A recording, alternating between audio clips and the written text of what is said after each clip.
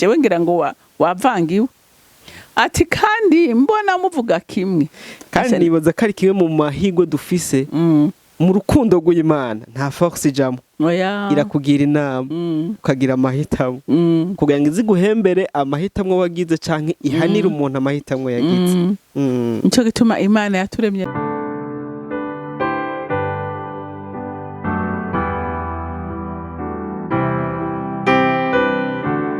bakunzi bahuri CANAAN TV turaramukije mu izina rya Kristo Yesu turabaha kaze mu biganiro mu ijambo ry'Imana ricishwa kuri imboneshakure. Uyu munsi twongeye kugira umugisha wo guhura namwe abakunzi bahuri CANAAN TV mu iki kiganiro gishasha twabateguriye.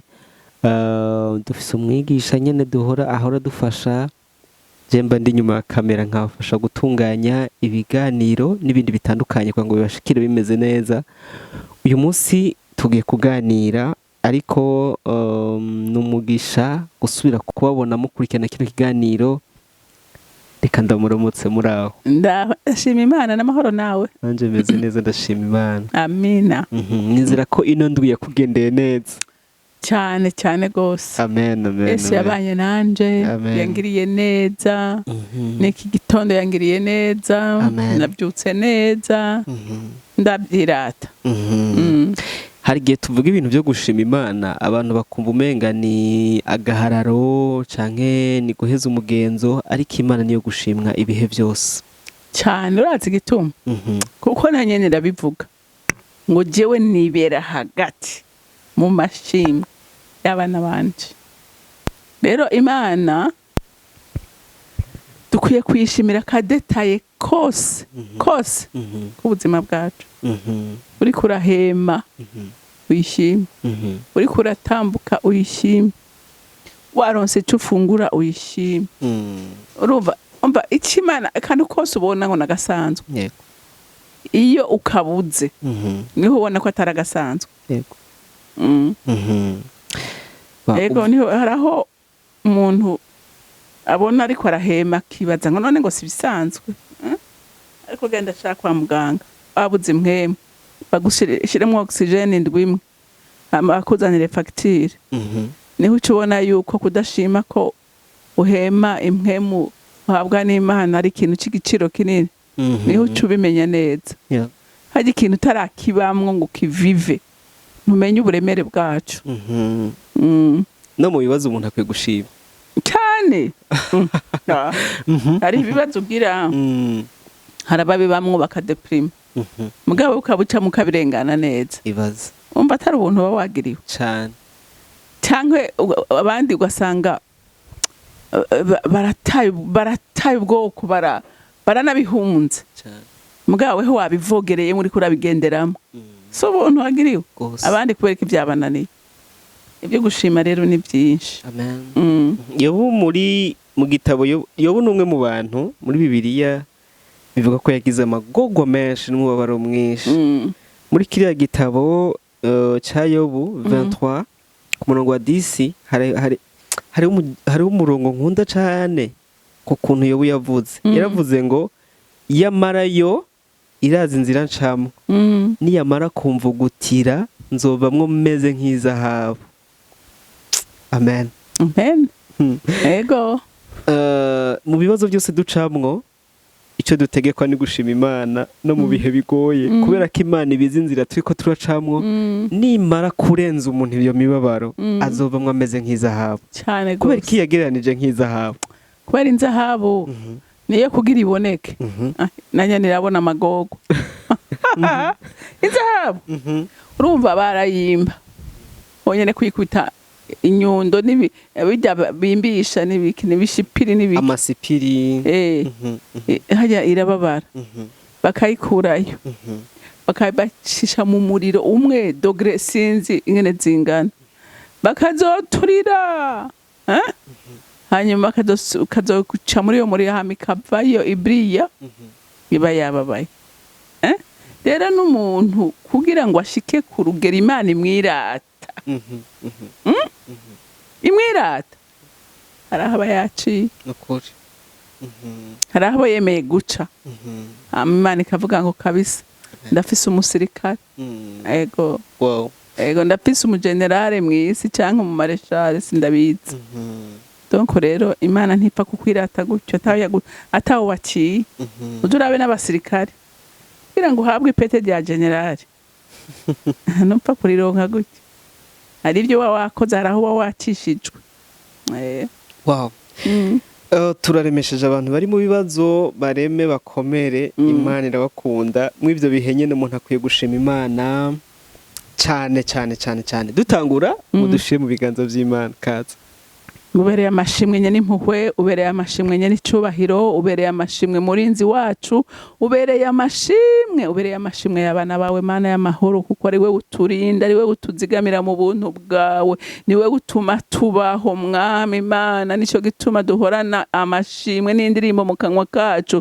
tuvuga ngo uri Imana ibereye gushima uri Imana ibereye kuninahazwa uri umuvyeyi wacu uri umutabazi wacu uri umwungere wacu we ntusinzira ntubunyiza ku bwacu hora uri maso n'uyu munsi mwami Imana nukuri twavyutse kubera wabigombye kwita bigombe ntitware kuvyuka nico gituma mwami dukwiye kuma tugushimira uko bukeye nuko bwije kuko dutegurira ameza imbere y'abansi bacu mwami suko satana bayemeye ko tuvyuka amahoro ariko wewe wabigombye wewe uri hejuru ya byose wowe uganje byose wewe utegeka bikaba bikanduka bitegeka bigakomera ni wewe twizeye kandi we turirimbira imisi yose none nyaguhoraho turakwinginga n'uyu mwanya tugiye kwinjiramwo gukora igikorwa c'Imana turasabye ubwiza bwawe kudutwikira turasabye ubwenge bumurikiwe kugira ngo dutange ibintu bizima bishobora gufasha abana b'Imana ivyo nta wundi abikora kandi nta wundi abidushoboza ni mpwemu yera twahawe turaguhaye ikaze mukunzi mwiza uzubane natwe kandi turongore muri vyose kugira ngo dukore ibikorwa byiza bihimbara Imana kandi bifashe imitima y'abana b'Imana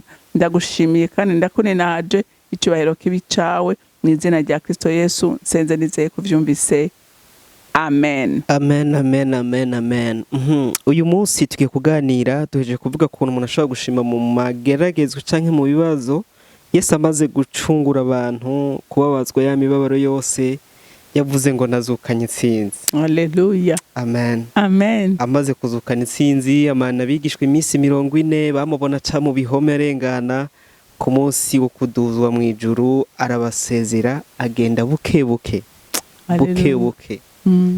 araduga ntiyagiye giturumbuka yagiye babibona bukebuke muri security iteye ubwoba mu cubahiro cyinshi ariko agenda babwiye ijambo ngo ndagiye ariko sindabasize mwenyene mugende i Yerusalemu murindira isezerano mpemu yerazobazako mw'iki gihe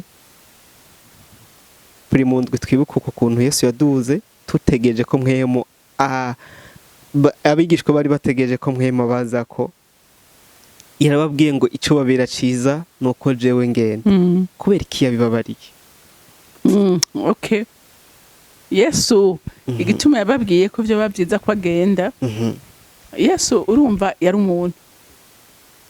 umuntu kandi yabana n'abantu bamwe yagenda kuri uyu musozi akabigisha nabo baronka izo nyigisho mugabo abari mu yindi ntara ntibaronka hama kandi urumva ujya Imana ni Imana y'urutonde ibintu byose yabiteguye neza cyane Imana ujya yatwishuriye mu butatu ubwa mbere yihishuriye abantu ari umuremyi yihishuriye abantu ari umuremyi ararema isi n'ibirimwo ararema umuntu murabona ko umuntu yacumuye kubw'urukundo rwayo rwinshi iravuga ngo nzosubira ndabihishuriye nje ndumucunguza araza araducungura urumva igikorwa cyo gucungura cyari cyaheze hari hasigaye igikorwa cande c'umufasha c'umurezi c'umwigisha rero Yesu arababarira ati rero naho munkunze mwari mwifuza ko tugumana ati si cyo cyo babera ciza ati cyo babera ciza nuko jewe ngende ati ninagende Imana rezo hezo bihishurira ari ubushobozi mugumana mutavana kandi umuntu wese ashobora kubuhabwa ahari hose kuko mpwemu yera ni omnipresent. Abana n'abari ngaha mu Burundi, abari Rwanda, abari Kongo, abari Tanzania, Afrika, Europe, Amerika, Oceania, Australia. Umuntu wese yizeye Kristo, ubwo bushobozi bwa mpwemu yera bubana nawe. Rero nivyo yababwira ati ni byiza. Ati kandi nkiri kumwe namwe gutya. Ati nobabwira ibintu ntimwobasha kubyumva ko hariho n'ibindi mudatahura, murambaye umubiri nta mbaraga mugira. Ati rero byoba byiza ngo ngende kugira ngo muronke ubwo bushobozi. Ati kuko ubwo bushobozi nibwamara kuza muzoba abagabo nyabagabo kunshingira intahe. Atari ngaho Yerusalemu gusa, muzoja Yudaya, Samariya no gushika ku mpera y'isi. Reka dusome ijambo ry'Imana muri Yohana igice ca 16 dusome umurongo w'indwi ducane ku murongo w'15. Ngo ariko jewe ndababwira ukuri, ikizogira ico kibamarira nuko jewe ngenda, kuko nintagenda umwitsa ntazoza kuri mwebwe, ariko ninagenda nzomubarungikira. Uwo niyaza azohinyuza ab'isi, abemeze ivy'icaha, ivy'ukugororoka n'ivy'urubanza. Ivy'icaha kuko batanyizeye, ivyo kugororoka kuko nja kwa Data, kandi namwe muzoba mutakimbona. Ivy'imanza kuko umwami w'isi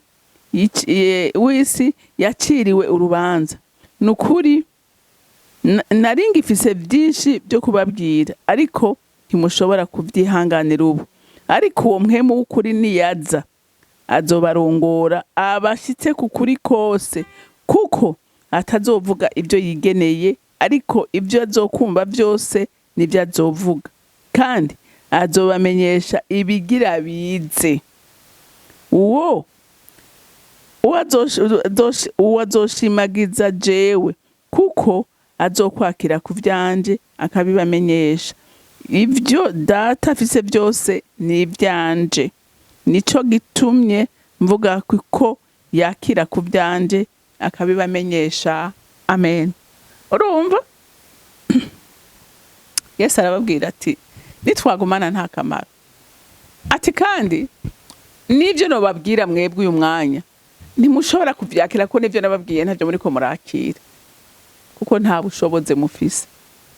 Rero ati ni vyiza ko jewe ngenda kugira ngo uyo mwitsaze, uwo mwigisha aze, uwaja kubahishurira no kubakomeza aze.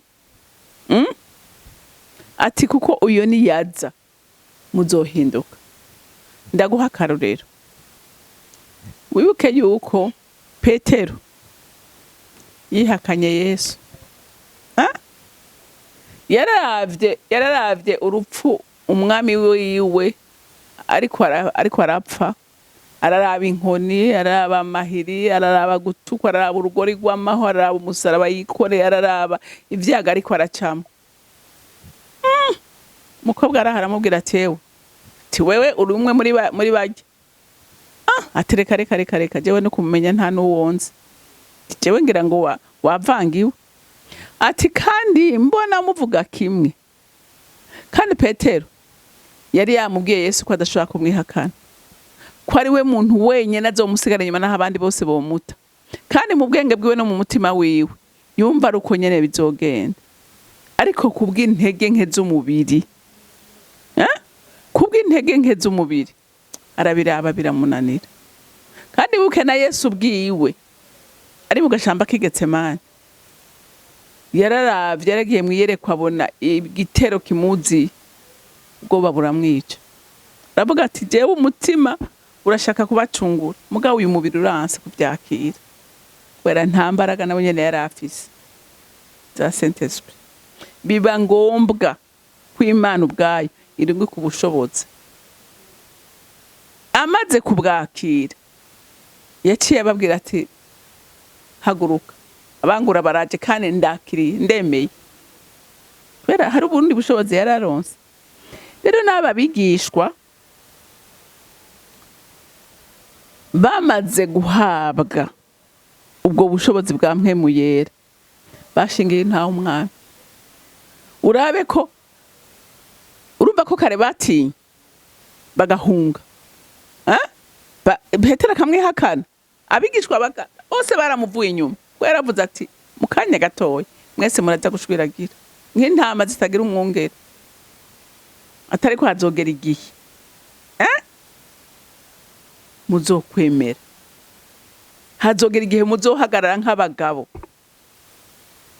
yavuga igihe cyamwe muyera uravye urupfu abigishwa bapfuye intumwa za Kristo zapfuye bose bapfuye urupfu rubi urupfu ruteye ubwoba kandi baravyemera Petero we yaravuze ati ntimumbambe bashye bagira bamubamba ati kizira ni kimwe ntimumbambe ku musaraba nk'umwami nk'uko umwami wanje mwamubambye jewe ntibinkwiriye ati muncurike urumva ariko kare yaranse kubera umugore umwe gusa amwagirije ko ari kumwe nabo aramwihakana inshuro zingahizo ariko hande aramwemanga n'umunsi bakira ubushobozi mwe mu yarabazako yarasoza rero gati aba bantu babore bumva ariko bavuga indimi zo mu bihugu bitandukanye baravuga ati babore wacarasokoroka aravuga yuzuye imbaraga twari twaborewe twebwe ni ati wa mwami wacu yaturunkiye ubushobozi nk'uko yabudusezeranije arashingira intaho mwami aravuga ati wa undi mwabambisha amaboko yanyu hewe avuga ibintu byinshi ntiyatinye rero mwe mu yera Yesu yaravuga ati nintagenda ntacyo bizobamarira atari ko ninagenda ubwo bushobozi buzobaza urumva rero ko mwe mu yera ari ubushobozi bukomeye twese dukeneye kugira ngo dushobore gushingira intahe umwami wacu yego murakoze cyane birumvikana ko mwe mu yera ageze mu muntu amufasha gushobora kuhagarara neza no gushinga intahe ubutumwa twebwe natwe iwacu mu Burundi bwadushikiriye kubera ko bwari buherekejwe na mwe mu yera n'abari babuzanye bari bafise mwe mu yera umuntu uyu mwema mukeneye arakora iki mu kumubona canke umuntu yo kwakira buno bushobozi bwa mwe mu yera gute icyambere kwizera umwami wawe n'umutima wawe ukizeresha umutima wawe ko Yesu yapfuye akazuka ku bwawe ukavyaturisha akanwa kawe automatically mwe mu yera caza muri wewe igisigara ni giki igisigara nuko uba mu ijambo ugasenga kandi ukamwembuka ukamuhamagara kuba mwe mu yera akeneye kumwemvita mu bugingo bwawe ukamuri kuramwingira ngo nyongera amavuta yawe nyongera ubushobozi bwawe ukamunyotegwa nawe ucakora n'igiki agoma ariko arayikura imbaraga byose rero biva ku mwete n'inyota umufitiye kuba mu ijambo usenga no kujura urahamagara ubushobozi bwiwe mpa amavuta mashasha mpa amavuta masha ukamubwira uti mwe mwera ndashaka kubana nawe ndashaka kurongorwa nawe ndashaka kunsengera ndashaka kunsengesha kuko ni imbaraga twahawe kandi nawe ngo nta kindi akora ahora dusengera ngo akaniha n'iminiho kuko ni wazi ni gusenga kandi wazi n'ubugombe bwa data ku buzima bw'umuntu wari we wese rero urumva ko tumukeneye kuko ni wazi gusenga neza hari naho dusenga nabi mugawe akavuga ati ikiberere nida niki ikibereye teri niki hama kagihabwa hari igitabo kimwe nasomye cyanditswe n'umukozi w'Imana yitwa Yongicho wo muri Korea du Sud yari ni igitabo citwa Bonjour Saint-Esprit ico ni Benhin cyo cavuga ngo ma communion avec Saint-Esprit Benhin ni Benhin we yanditse ico kivuga ngo Bonjour Saint-Esprit ariko ico Yongicho yanditse cyo kivuga ngo ma communion avec Saint-Esprit bimwe mu bintu nabonye nuko we yarafise uburyo yakunda kugana na mwe mu yera ku buryo n'ikintu cyose yakora ngo mwe mu yera yamwemvita yego mwe mu yera ndagiye kwigisha ijambo ry'Imana wewe nande turaza kubikora neza kandi abantu baza guheza giko mwe mu yera n'umuntu kandi mwe mu yera arapfuwe utamuhamagaye ntaza ifo kumukoresha ukamunyotegwa ukamwemvita ukifuza kuganira nawe ukifuza kubana nawe biramuryohera cyane kandi abakristo benshi benga turamwenyora pourtant ni wasi yasigaranye igikorwa yego abantu turakunda kuhamagara Yesu hari n'abahamagara amaraso ya Yesu amaraso ya Yesu yaratwejeje rimwe rizima ariko uyu munsi dukomezwa n'ijambo ry'Imana uyu munsi turongorwa na mpemu yera kubikwiriye nibibereye kugira ngo tuba abana bashitse rero Yesu naho tuguma tumuhamagara we igikorwa yarakirangije wavuga ngo ijambo ry'Imana riravuga ngo data ngo yafashe imigisha yose yo mu bumana iyikomaniriza muri Kristo ama iramuduhereza ahasigaye ni twebwe twakira nta kindi papa agikora kindi byose twarabihawe mugabo igisigaye ukuboko kukuvyakira ningene twizeye ivyo yavuze kwizera kwacu niko kwakira igitangaza dukeneye mpora nkunda kumviriza Kristo ndikumana Kristo ndikumana ni wavuga ati jewe sije nkiza sije mbohora sije ntanga abana we ukwizera kwawe niko kuguhesha ivyo kandi na Yesu ubwiwe uzurabe yavuga ngo ukwizera kwawe niko kugukijije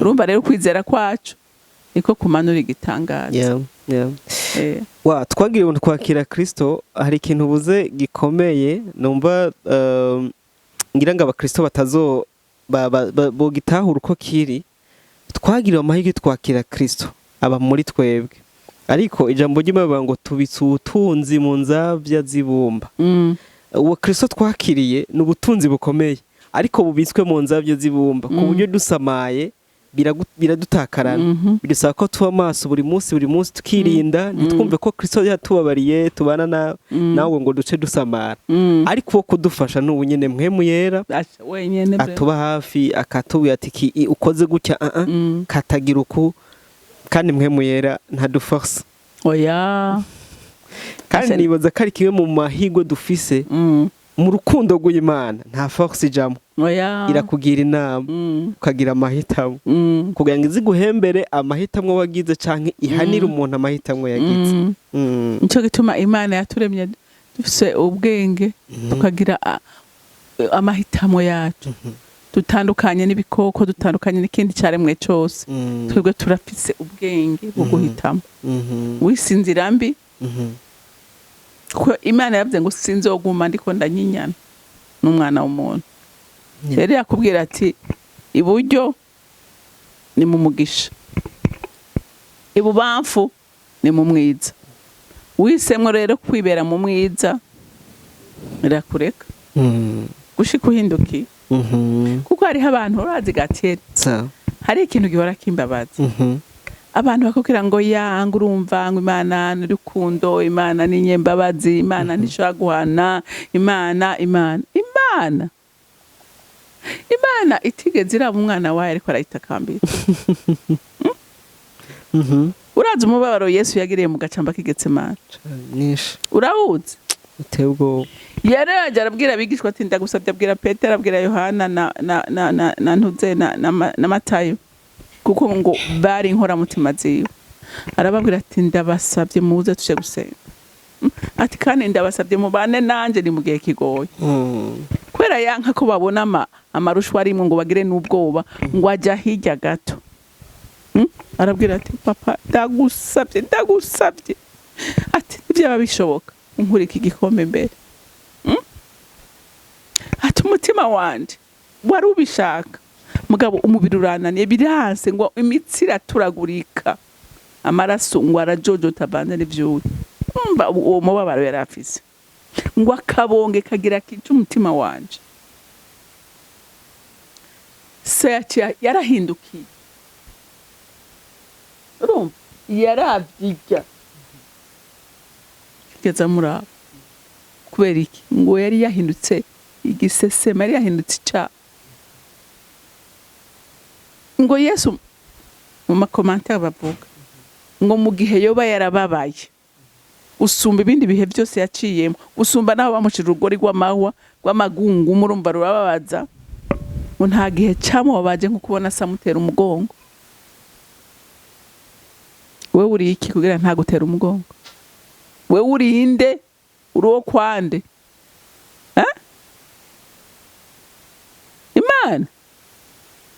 Imana yaguhaye shwa. Hari inzira zibiri, hari iz'urupfu n'iry'ubugingo, uracyagura. Aho natangariye, urabona umwana w'icangazi, ujya mugani w'umwana w'icangazi, ariko aravuga twebwe nk'abakristo.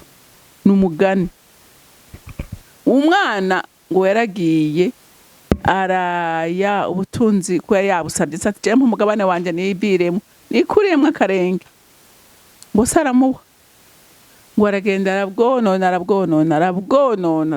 buramuherana. Igitondo kimwe inzara iramukubita, araburanirwa, ari ahantu atawumuzi. Ngo ajya kurondera akazi, arabura akazi, ngo yaronse karako kuragira ingurube. Ngo karondera nuko ingurube zosigaza n'ibyo kurya vyazo akabibura, baze kwifuza kurya ibisigazwa vy'ingurube. Umva ahantu yarageze. Haraho mwumvise se yaje kumurondera, iwe yagize initiative, aravuga ati reka nsubire kwa data. Mu nyuma aravuga ati basha ubuzima ndimwe wapi kweri. Ati ibyo arivyo byose kwa data. Abakozi bariko baraje atangura kwiyumvira iwabo, abakozi bavuye mu mirima bateguye ibisiniya vyuzuye ibyo kurya n'ibyo kunywa. Aravuga ati wapi reka basi jewe ngene nikubita imbere ya papa ndamuririre basi, naho ataza kunyemera ndabizi ko naramubabaje. Ariko araza basa angira umukozi, nje mu bakozi basi simfero binicwe n'inzara. Sengo nawe yarategereje, avuga ati umwana wanje ubu sinzi ahagorewe, ubungira sinzi ibyo arimwo. Ngo yakize gukubita ijisha akamubona aje yiruka, aja guhura nawe, ngo aramugumbira ataranamusaba imbabazi. Ati nyaruka muzane impuzu tumwambike, muzane imfizi nuze tubage tugire umunsi mukuru. Bisigura ngo Imana duhindukiye tukava mu byo twagenderamwo bibi, Imana itwakiriza amaboko yose. Imana igira umunsi mukuru, niho honyine Imana igira umunsi mukuru iyo uwazimiye azimurutse, nkuko n'umuvyeyi yagize umunsi mukuru umwana wiwe yazimurutse. N'Imana mw'ijuru igira umunsi mukuru y'umunyabyaha yihaye. Rero ndumva ngo umenye ngo Imana iradukunda telma, ibyaha dukora ntibiyinezera, mugabo imbabazi zayo zirahari ku muntu wari we wese. Uhindukiye irakwakira. Wa murakoze cyane. Numvise nk'ikintu mu byo muvuze kivuga kuri kukugoroka kw'Imana, uburyo Imana iri juste biteye ubwoba, kugeza ku rugero itihanganira icyaha. Ngo yihangane ngo umuntu ngo yakoze ngo yantaca, iri juste ku buryo ikintu kirera kitera ntikera, kuvuga ngo gucira hagati. Niyo mpamvu ngira ngo uriya mu mayika yavuze ngo ngira ngo ni Yohana yavyanditse avuga ngo kudakonje kandi ntubire, ngira ndakudaho ni mu byahishuwe. Umuntu agira shwayo kubibamwo neza agakizwa bien cyangwa akabivamwo agapagana. Ubundi ibintu byo kuba hagati sinzi wabituroza, Imana izodutabare. Ni kubamwo neza mu gakiza cyangwa tukabivamwo, mugabo ntitukabivamwo mu izina rya Yesu. Rero umwema azodufasha gushobora guhagarara neza. Ukuri nta kindi akora, ngoma ariko aratugorora, ngoma ariko aradukebura, aradukomeza. Imana ntacitakoze kugira ngo abana bayo tube mu buzima bwo gutsinda. Amen. Wa murakoze cyane, tubashimiye ku mwanya mudusangira ijambo. Reka dusenga Imana turangiza. Dushima ababanye natwe, dushima abashoboye gukurikirana kino kiganiro, ndabizi ari cyo bungutse. ucahezagiye akagisangiza mwene se azoba nawe amufashije gushobora kunguka kuruta. Dusenga Imana. Data muri mw'ijuru n'isi, mu izina rya Kristo Yesu turagushimiye kuba kino kiganiro, tugushimiye ko abanye natwe, ukomeze guhezagira imitima y'abantu bawe, ukomeze kutabara ubutumwa bwiza bushikira abatarabwakira. Mpemu yera akore ku mitima y'abantu benshi bamenye gukora no kugira neza kwawe. Ukurikirane ino video ihembura imitima ya benshi mwami, ugirire neza abantu bawe. Icubahiro n'inganje bikomeze bikugarukire, udutabare inzamba nivuga tuza tukumve, kandi tuze dufise iminyago y'ivyimbugwa. Ndagushimiye ku bwa Mama Renilde dukomeza gukoresha, ndagushimiye ku bw'abantu bawe bakomeza gukurikirana ijambo ryawe. Ahasigaye ukomeze twese duhingure, utugirire neza mw'ijuru, tuze twitwe abahigwe. Urakoze ko byose ukomeze kubigenza neza. Icubahiro n'inganje bikomeze bikugarukire mu izina rya Kristo Yesu. Amen. Amen.